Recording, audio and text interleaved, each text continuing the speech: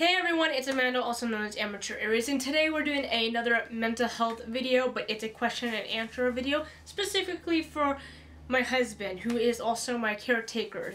I have gathered quite a bit of questions and answers for me in a different video, and for him in this video, that you guys have brought up to me throughout some time. I just was waiting to get an accumulation of quite a bit. So his name is Zachary. He's been with me for 6.5 years. We are not technically married yet, but we still call each other husband and wife. So we're going to start answering questions I've received for him. Specifically, what are your experiences during an episode, the challenges that you faced, and what do you have to overcome with these challenges? This is by Jimmy Walls. There is so much I've experienced, especially in the beginning of this relationship. I had no idea. I was very ignorant to what disorders were, like what separated them from each other, how to handle them, how to separate a regular person from a person with a disorder. So it was definitely really rough at first, because to me everything was basic knowledge, it was common sense, and why are you acting like this when it's plain as day? But it doesn't matter what the facts are, is what I've learned as part of the experiences through this relationship, because facts and actuality is nothing. Nothing. It doesn't matter if it's true, because it's a delusional state. So what they see is real and nothing else is.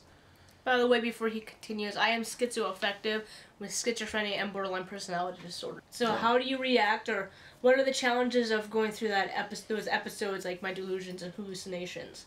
Well, other than the challenges of trying to keep her level and trying to, you know, keep her calm and trying to make sure she doesn't get through the episode, it's also just as hard for me as the caretaker to keep myself level-headed.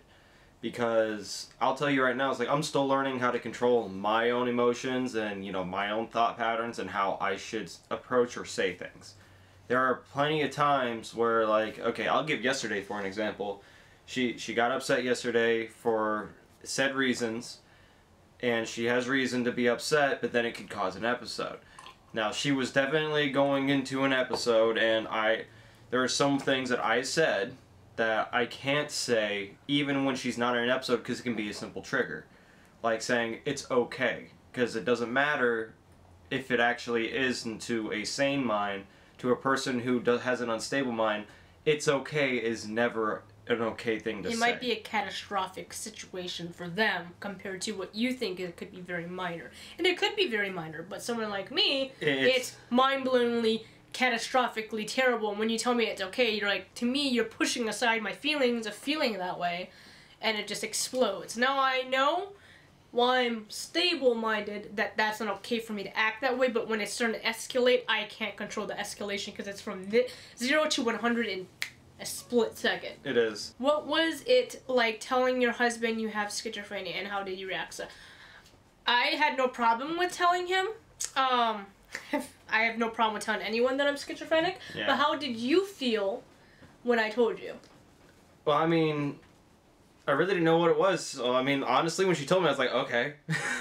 Like, I did shrug it off, because I was like, so? You didn't understand the huge quantity of the situation. Like, since I didn't understand what it really was and, like, what could be there with it, is like, it was like, okay, and I definitely shrugged it off more than I should have, but I guess in that ignorance, it's probably what kept us together, too, because there was as much as there was to it, is like, it's a lot overwhelming. Like, if I fully understood what I know now, it's like, that's pretty scary.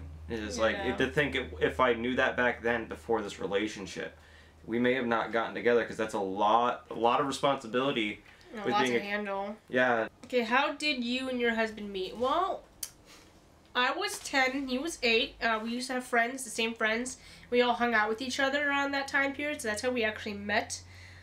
We got back together many years later, like a couple of times, and then when we officially started going out was about 6 years ago. He was walking his dogs, and I was driving home from the post office, and I saw him walking by while I was driving, and I actually stopped and turned back around, because I was like, I haven't seen you in forever. What the hell happened? Yeah, it was pretty great. This girl used to kick the crap out of me when I was a kid, so.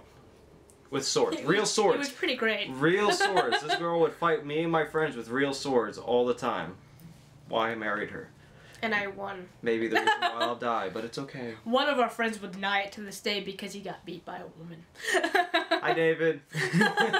What kind of advice would you or your husband give to someone who is dealing with a family member that has this mental illness? The advice I would give him is like patience.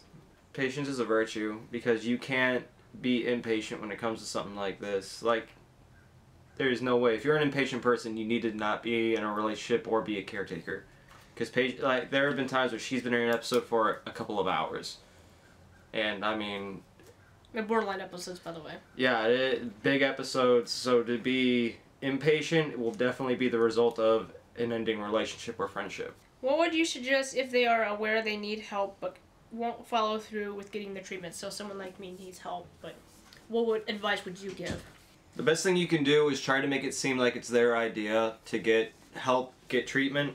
Doesn't mean they have to get admitted to anywhere. All they have to do is see a psychiatrist. And part of your therapist, get a starting low Yeah. level to up the level, make them comfortable. Yeah, like they have to get help. It's like period. There is no talking about it. There is nothing. Because even if they needed to get disability, they're not going to get disability unless you see a psychiatrist. And the state will make you see a psychiatrist. Period.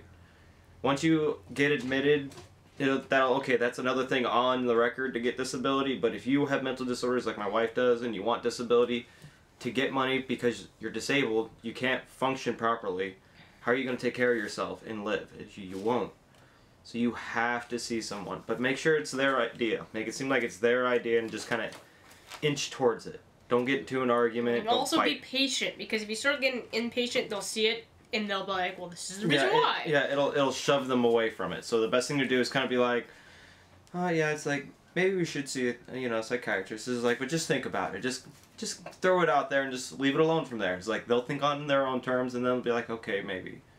They may not be happy about it, but still you gotta be that positive reinforcement. So that's actually all the questions. I thought there was a lot more. So, that's it. If you won't have any more questions you want to ask my husband / caretaker on what he goes through or what you might be going through or anything along those lines, even regular questions you'd just like to ask him, period, because he's on my channel occasionally, feel free to leave them down below and I'll write them down until we feel a little bit more like a setting of questions, because I thought I had a lot more, but it's just because they were in paragraph 1. So I thought there was a lot more to it. So this is a quick Q&A. It was a quick Q&A. Like, comment, and subscribe, and hope you guys enjoyed this video.